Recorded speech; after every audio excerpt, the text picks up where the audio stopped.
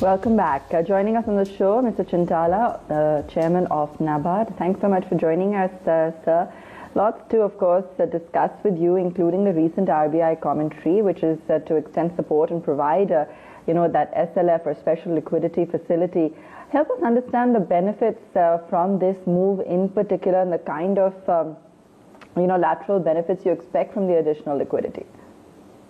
Special Liquidity Fund. Last year also we got a Special Liquidity Fund of 25,000 crores, and that was a measure initiated by Government of India to offset the bad effects of the COVID. And all of you are aware that last year that rural areas were not affected much in the initial phases. So that RBI had relaxed that kind of a thing, saying that some kind of a liquidity has to be infused into the system, and they gave 25,000 crores to NABARD last year, and so we have immediately passed it on to the cooperative banks and RRBs, and you can see the results as to how the credit growth had happened in the agriculture sector, and the cooperatives and RRBs also have done wonderfully well along with the commercial banks. And this year MPC also has again decided that RBI has given 25,000 crores to NABARD, and we are very confident that this year also agricultural growth is going to happen, and the credit growth is also going to be in a much higher trajectory.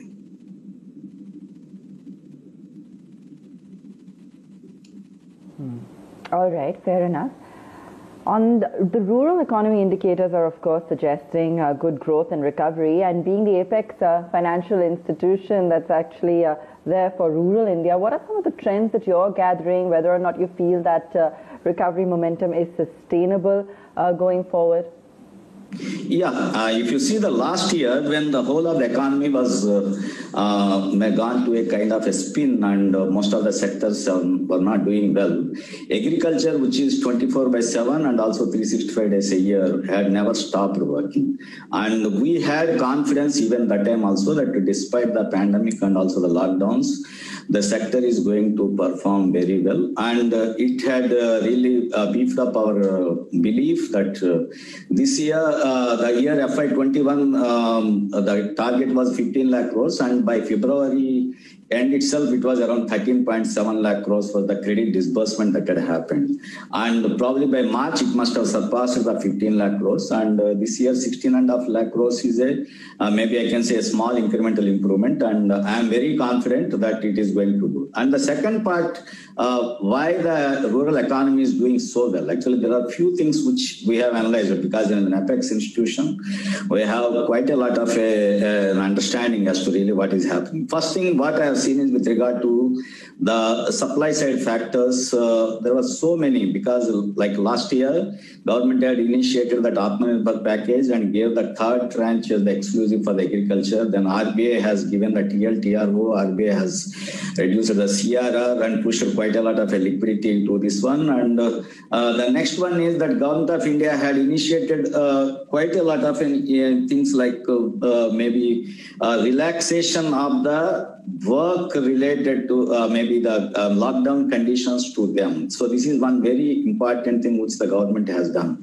And the other one is that the way government had worked with alacrity with regard to allowing the accredited warehouses to work as a procurement centers under ENAM, and also that not to stop any kind of a supply chain. So they gave insurance cover to more than 1 lakh people, to both the FCI officers as well as the laborers. So that had kept the whole of this thing running. And so that is why most of the agricultural operations went without any kind of a problem.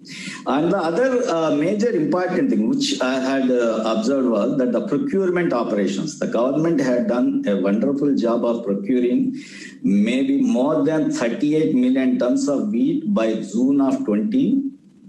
And the next Kharif, FY22, now the Kharif was already there, that by 25th of March, when I gathered the data, 25th March 2021, almost 46 million tons of paddy had been procured. So now, these are the few things which had really made the rural economy ticking and also doing very well.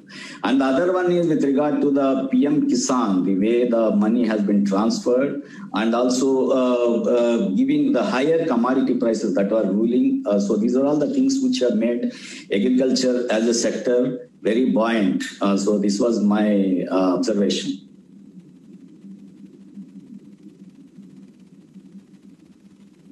Okay, while your disbursements have gone higher, could you tell us that what is the token of disbursement in terms of the size and the quantum? Has the reach gone higher? With regard to credit, yeah. So now, if you look into it, on an average, the credit growth of agriculture in the last 1 decade was close to around 12 to 13%. And this year, despite the pandemic, the credit growth was close to around 9.9 to 10%. So that itself is very substantial when the other sectors were posting maybe negative growth or maybe very dismal growth. So now that indicates that the agriculture as a sector had done very well.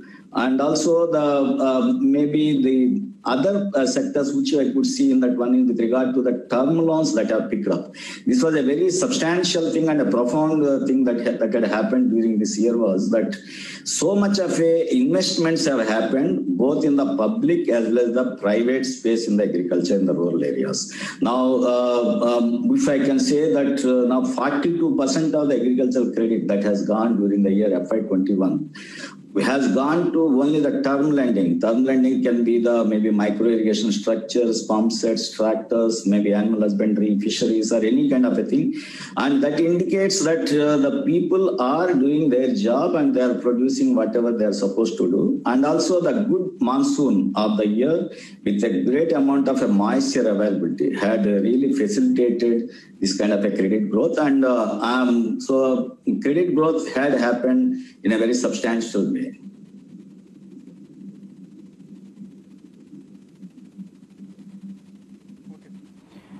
So for this year, which is FY22, most of the sectors will have a base effect after a poor FY21. FY21 you did rather well. So when the numbers for every sector will look in double digit, early teens, late teens, how will your number look like? Because you already had a decent base last year.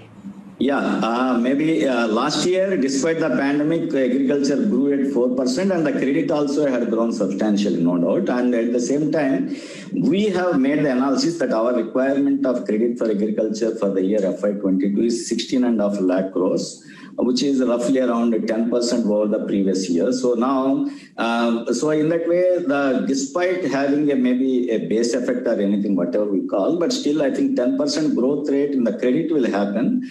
While the agricultural growth, I am expecting maybe close to around 4 to 4.5%, subject to a very good monsoon. Though all the predictions say that this year the monsoon is going to be very good. This is what most of the meteorological predictions say. And also in case of the COVID resurgence, whatever is happening right now, if it gets contained, maybe in the next maybe 1 or 2 months, by the time the Kharif operations start, I think there will be absolutely no stopping of agriculture growth. And I am very confident that the sector as a whole will give the 4% growth rate for the year FY22.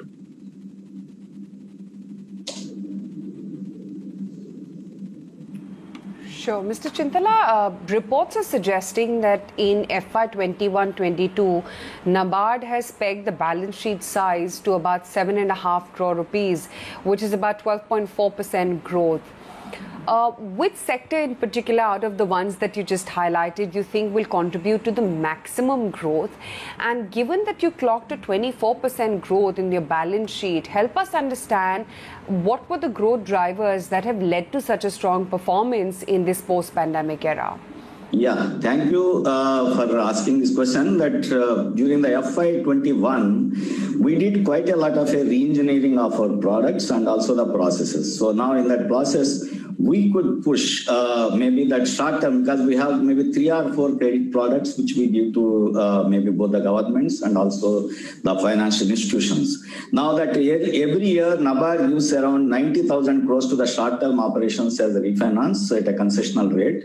And this year, that is FY21, when Atmanirbhar package was announced, so we took a call that we will give maybe another 30,000 crores extra. So, but ultimately we did around 41,000 crores over and above the 90,000 crores. So that was the first sector which we put maybe around 41,000 crores over and above the 90,000 crores. Next one is the long-term operations. As I told that maybe the agriculture term loans also has gone up from 78,000 crores to 92,000 crores. But the major thing that happened was with regard to the rural infrastructure. It is the rural infrastructure contains RIDF, Prime Minister's Awas Yojana, NIDA, and maybe few other things like micro irrigation fund and others. So this has made a steep growth to around 65,000 crores, or maybe I can say 66,000 crores. So this is one major area which we could push the credit, and we are expecting a similar kind of thing in the FY22 also. And the other very important thing, as I mentioned earlier, that the procurement operations this year were seamless, and they went on the way actually the government of India had decided that most of the state government procurement agencies have also done wonderful level of procurement, and NABARD is one of the agencies which gives the procurement fund also to most of the state government outfits. So now this time we have made an all-time high of close to around 47,000 crores we have given to these procurement operations. So now if I really sum up actually that there is an improvement in every segment, and besides that what we have done was that we created a new kind of maybe a credit absorption areas like the watersheds, tribal development projects, and also the agri infrastructure fund, where the primary agricultural societies are going to be converted into the marketplaces under the new agricultural reform norms. So now these are the new areas which have really acted as a triggers and also drivers. So now answering your first question that next year what we have pegged, because this year we made a progress of around 24% growth rate from 5.32 lakh crores. We grew to around 6.57 lakh crores. Next year we have pegged a target of around 7.5 lakh crores, and where we have put now we will give our short-term operations a little more push, and also the long-term operations, like as I told that maybe the mechanization, farm mechanization, everything, that will go up by another 10 to 15,000 crores. Besides that, maybe the rural infrastructure, as you are aware, the government of India has already given maybe from 30,000 crores, they increased our limit to around 40,000 crores for the RIDF. So now we are expecting there will be a kind of a big uptake of credit in all the sectors. So now even 7.5 lakh crores, sometimes I feel that it is a maybe comparatively a lesser growth rate, but thing is we will take a call really when we are going to do maybe a little higher also.